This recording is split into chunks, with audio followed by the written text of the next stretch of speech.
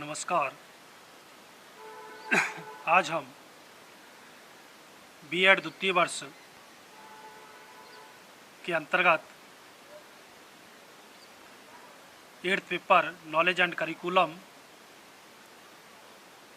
ज्ञान और पाठ्यचर्या के अंतर्गत विद्यालय में ज्ञान का संगठन organisation of knowledge in schools का अध्ययन करेंगे। विद्यालय का आंतरिक संगठन मुख्यतः विद्यालय के प्रकार और आकार पर निर्भर होता है। यदि संस्था बहुउद्देशीय विद्यालय है तो उस विद्यालय या स्कूल में विभिन्न विभाग पृथक पृथक अध्यक्ष के अधीन होते हैं और प्रत्येक अपने विभाग के संचालन के लिए उत्तरदायी होते हैं। यदि कोई विद्यालय आकार में बहुत बड़ा है तो उसके प्रत्येक को अपने दायित्व को अपने शिक्षकों या टीचर्स को सौंपना पड़ता है। जिन दायित्वों को सहयोगियों को सौंपा जा सकता है वे मुख्यतः दो प्रकार के होते हैं। वे दायित्व जो एकांकी शिक्षक द्वारा पूर्ण किए जा सकते हैं और एक वे दायित्व जो एक शिक्षक की अपेक्षा एक छोटी सी समिति द्वारा पूर्ण किए जा सकते हैं। यद्यपि प्रधानाध्यापक विद्यालय के समस्त कार्यों के संगठन, ऑर्गेनाइजेशन और संचालन के लिए उत्तरदायी है,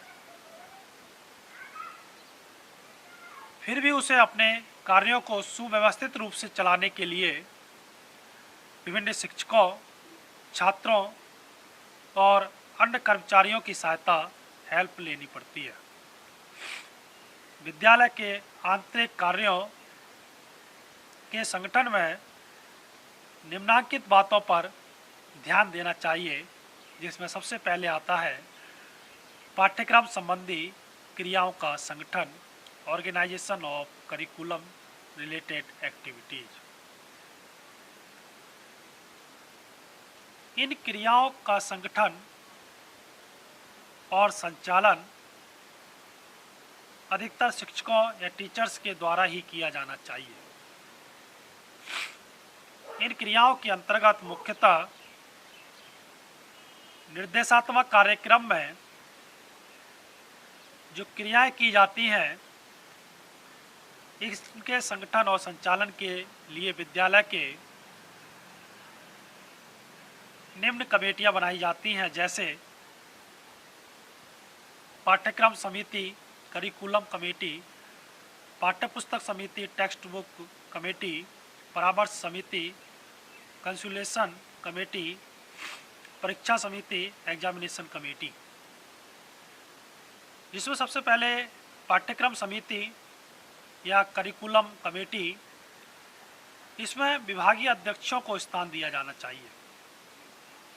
यही समिति विभिन्न विषयों के कोर्सों की रूपरेखाओं की पूर्ति, शिक्षण विधियों, टीचिंग मेथड्स आदि का निर्धारण करेगी।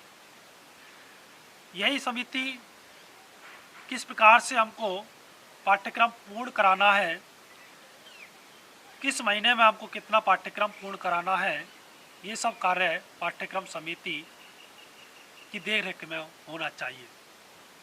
समय तालिका समिति भी इसी के अंतर्गत आती है।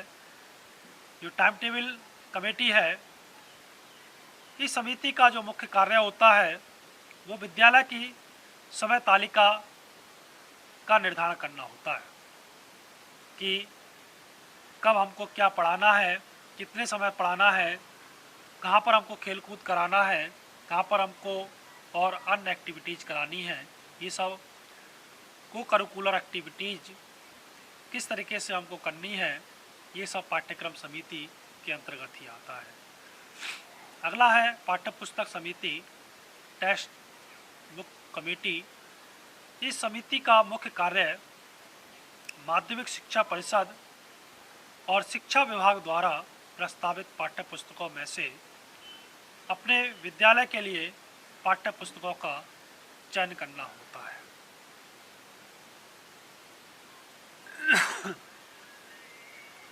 परामर्श समिति, कंसुलेशन कमेटी। इस समिति का मुख्य कार्य बालकों का पथ प्रदर्शक करना होता है। यह उनको शैक्षिक विषयों के चयन और व्यावसायिक मामलों के विषय में सलाह देगी। इस समिति को बालकों के प्रवेश करने के लिए दायित्व को भी सौंपा जा सकता है। अगला है परीक्षा समिति, एग्जामिनेशन कमेटी। इस समिति का मुख्य कार्य बालकों की परीक्षा लेना और उनकी प्रत्येक क्षेत्र की प्रगति का मूल्यांकन करना होगा। यह समिति उनके प्रगति पत्रों को तैयार करेगी, उनके रिजल्ट्स को तैयार करेगी और इसके अतिरिक्त यह उन्नति के नियम, प्रमोट के जो नियम है, अभिभावकों को बालकों की प्रगति से सूचीबद्ध करने के साधनों आदि का भी निर्धारण करेगी।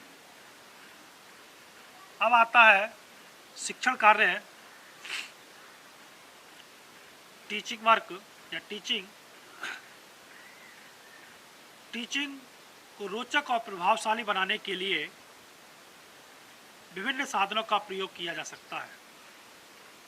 इन साधनों की व्यवस्था के लिए किसी एक शिक्षक या शिक्षकों को छोटी समिति को उत्तरदायी बनाया जा सकता है, जैसे दृश्य श्रव्य समिति, ऑडियो विजुअल कमेटी और पुस्तकालय समिति, लाइब्रेरी कमेटी। श्रव्य दृश्य समिति में शिक्षण के विभिन्न उपयोगी उपकरणों की व्यवस्था करेगी। पुस्तकालय समिति, लाइब्रेरी कमेटी सामान्य पुस्तकालय, कक्षा पुस्तकालय और विषय पुस्तकालय के लिए विभिन्न उपयोगी पुस्तकों को खरीदेगी, परंतु उनकी उपयोगिता शिक्षकों और बालकों दोनों के दृष्टिकोण से निर्धारित की जाएगी। इसके अतिरिक्त यह बालकों की रुचि को जानने का प्रयत्न करेगी और यदा कदा यह भी देखेगी कि बालक किस प्रकार की पुस्तकों का अध्ययन करते हैं। इस समिति में बालकों के प्रतिनिधियों को भी स्थान मिलना चाहिए। अगला आता है विशेष शैक्षिक कार्यक्रम, स्पेशल एजुकेशनल प्रोग्राम। प्रधानाध्यापक को प्रतिभाशाली और मंद गति वाले छात्रों के लिए भी शैक्षिक कार्यक्रमों या एजुकेशनल प्रोग्राम की व्यवस्था करनी चाहिए। ऐसा अनुमान लगाया जाता है कि विद्यालय में 15 से 20% छात्र प्रतिभाशाली होते हैं, अतः इनके लिए विशेष शैक्षिक कार्यक्रमों की व्यवस्था की जानी चाहिए। प्रमुख विषयों में उन्नत पाठ्यक्रमों का प्रावधान और पाठ्यक्रम में अनुसंधानात्मक और समस्या मूलक स्थितियों को स्थान प्रदान करना और विशेष शिक्षण कार्यक्रमों का आयोजन करना। मंदगति वाले छात्रों के लिए भी विशेष शिक्षण कार्यक्रम की व्यवस्था करनी चाहिए। सर्वप्रथम उनकी कमी के कारणों को जानने की व्यवस्था की जाए। इसके बाद उनके लिए विशेष योग्यता वाले शिक्षकों जो कि उपयुक्त शिक्षण विधियों, विशेष शिक्षण सामग्री आदि की व्यवस्था की जानी चाहिए। अगला आता है पाठ्यक्रम सहगामी क्रियाओं का संगठन, ऑर्गेनाइजेशन ऑफ करिकुलम एक्टिविटीज।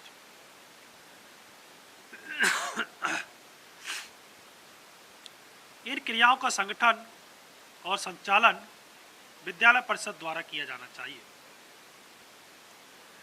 जिसमें शिक्षक और छात्र दोनों सम्मिलित हो।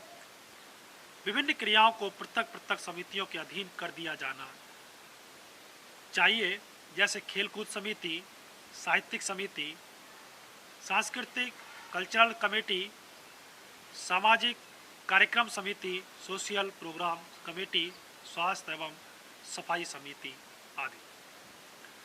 उसके बाद अगला आता है घर और समाज के संपर्क स्थापित करने की व्यवस्था,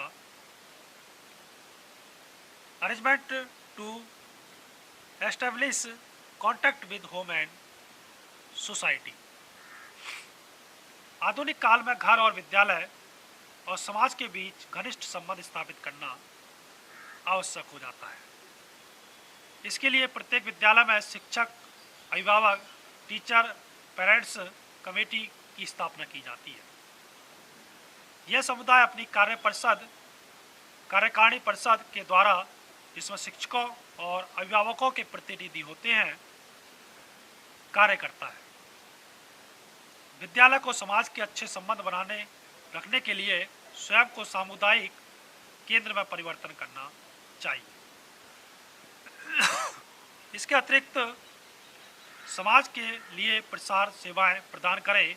इसका संचालन समाज और शिक्षक और छात्रों के प्रतिनिधियों द्वारा किया जाना चाहिए। अगला है संपादक मंडल,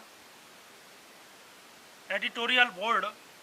इसका प्रमुख कार्य विद्यालय हैंडबुक, विद्यालय नियमावली, विद्यालय पत्रिका, विद्यालय कैलेंडर या पंचांग आदि को प्रकाशित करना होता है।